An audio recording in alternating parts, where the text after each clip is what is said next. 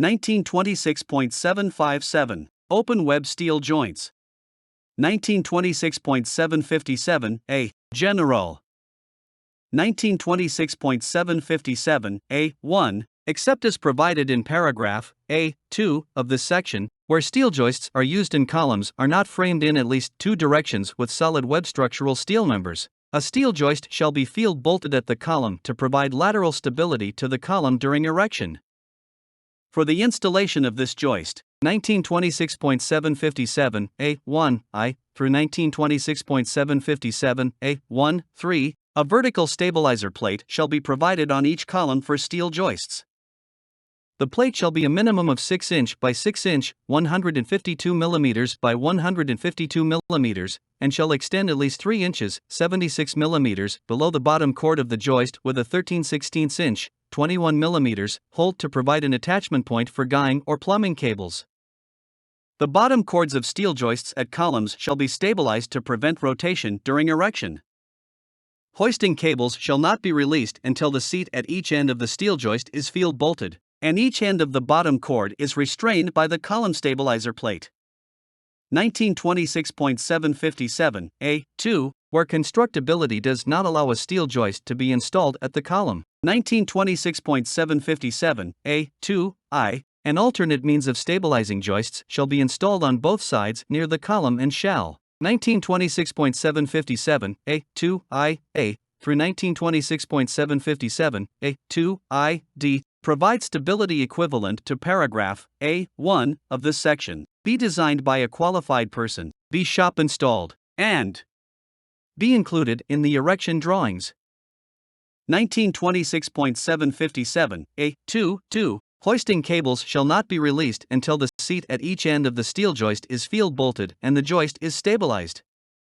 1926.757 A3, where steel joists at or near column span 60 feet 18.3 meters or less, the joist shall be designed with sufficient strength to allow one employee to release the hoisting cable without the need for erection bridging. 1926.757 A4, where steel joists at or near columns span more than 60 feet 18.3 meters, the joist shall be set in tandem with all bridging installed unless an alternative method of erection, which provides equivalent stability to the steel joist, is designed by a qualified person and is included in the site-specific erection plan. 1926.757 A5, a steel joist or steel joist girder shall not be placed on any support structure unless such structure is stabilized. 1926.757 A6, when steel joists are landed on a structure, they shall be secured to prevent unintentional displacement prior to installation. 1926.757 A7, no modification that affects the strength of a steel joist or steel joist girder shall be made without the approval of the project structural engineer of record. 1926.757 A8, field bolted joists.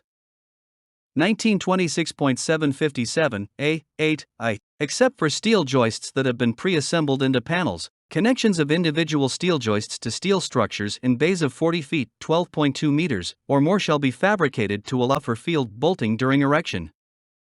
1926.757 A8-2, these connections shall be field bolted unless constructability does not allow. 1926.757 A9, steel joists and steel joist girders shall not be used as anchorage points for a fall arrest system unless written approval to do so is obtained from a qualified person. 1926.757 A10, a bridging terminus point shall be established before bridging is installed. See Appendix C to this subpart. 1926.757 B, attachment of steel joists and steel joist girders.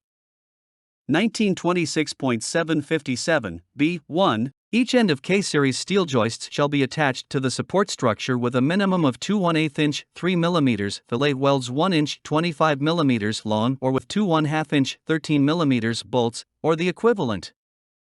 1926.757 B2, each end of LH and DLH series steel joists and steel joist girders shall be attached to the support structure with a minimum of 2 1/4-inch 6 mm fillet welds 2 inches 51 mm long, or with 2 3/4-inch 19 mm bolts, or the equivalent.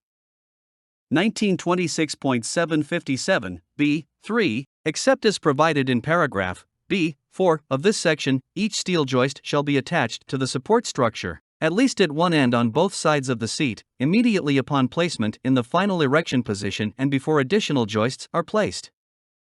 1926.757, B4, panels that have been pre-assembled from steel joists with bridging shall be attached to the structure at each corner before the hoisting cables are released. 1926.757, C. Erection of steel joists.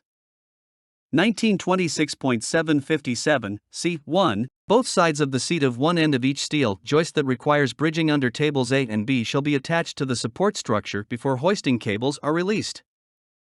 1926.757, C2, for joists over 60 feet, both ends of the joist shall be attached as specified in paragraph B of this section and the provisions of paragraph D of this section met before the hoisting cables are released.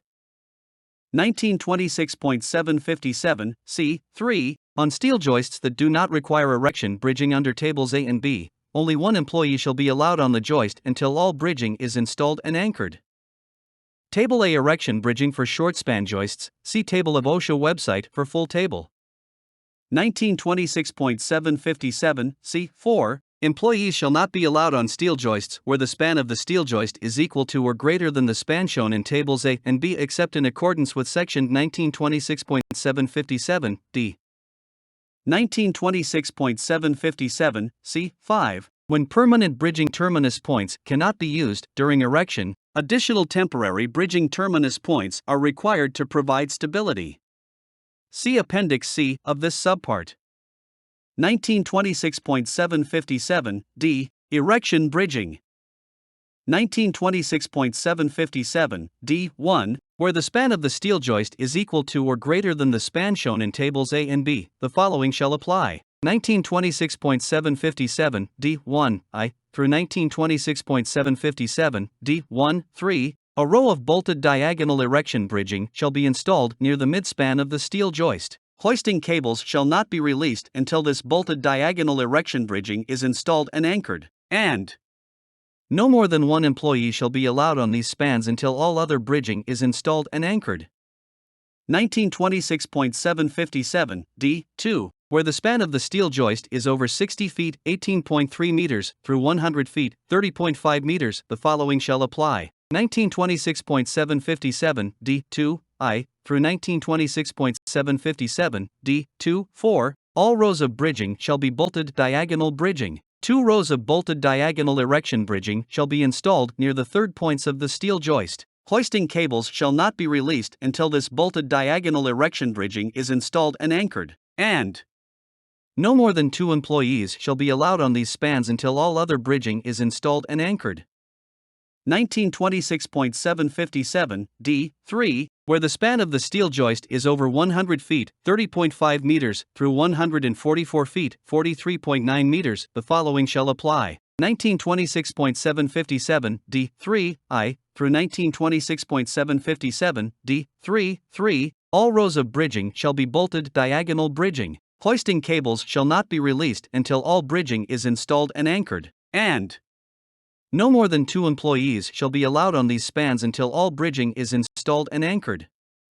1926.757, D4, for steel members spanning over 144 feet 43.9 meters, the erection methods used shall be in accordance with Section 1926.756. 1926.757, D5, where any steel joist specified in paragraphs C2 and D1, D2, and D3 of this section is a bottom chord bearing joist, a row of bolted diagonal bridging shall be provided near the supports. This bridging shall be installed and anchored before the hoisting cables is released.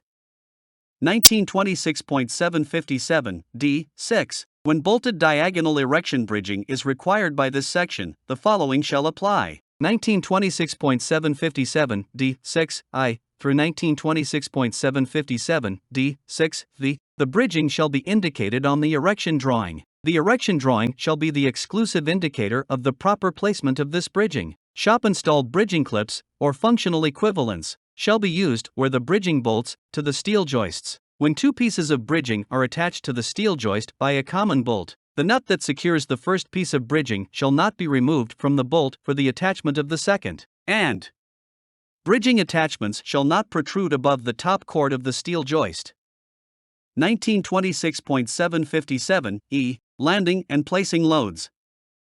1926.757 E1. During the construction period, the employer placing a load on steel joists shall ensure that the load is distributed so as not to exceed the carrying capacity of any steel joist.